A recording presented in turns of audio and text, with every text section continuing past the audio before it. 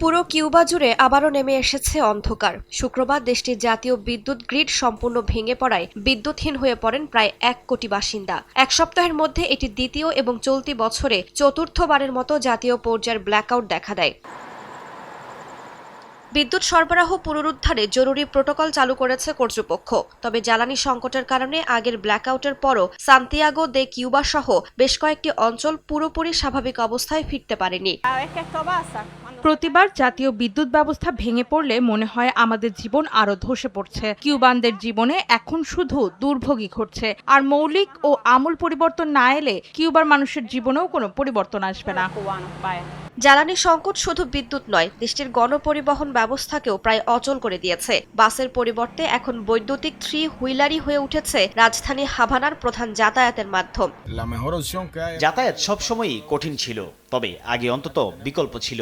এখন এই একটাই ভরসা, টাকা থাকলে এই জানেই যাওয়া যায়, আর টাকা না থাকলে কোথাও যাওয়ার উপায় নেই।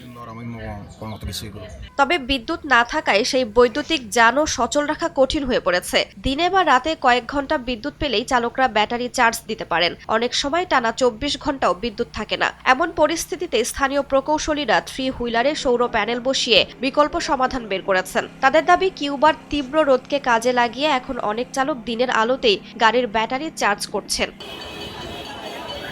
বিদ্যুৎ বিপর্যয় ঘিরে জন অসন্তোষ বাড়ছে। সাম্প্রতিক ব্ল্যাকআউটের পর রাজধানীর হাভানার বিভিন্ন এলাকায় বিক্ষোভ ও প্রতিবাদ হয়েছে।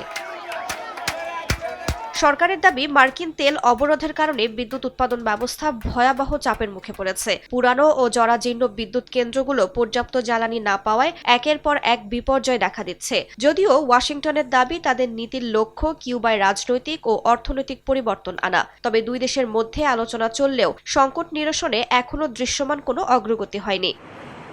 রাইসা জান্নাত, সময় সংবাদ।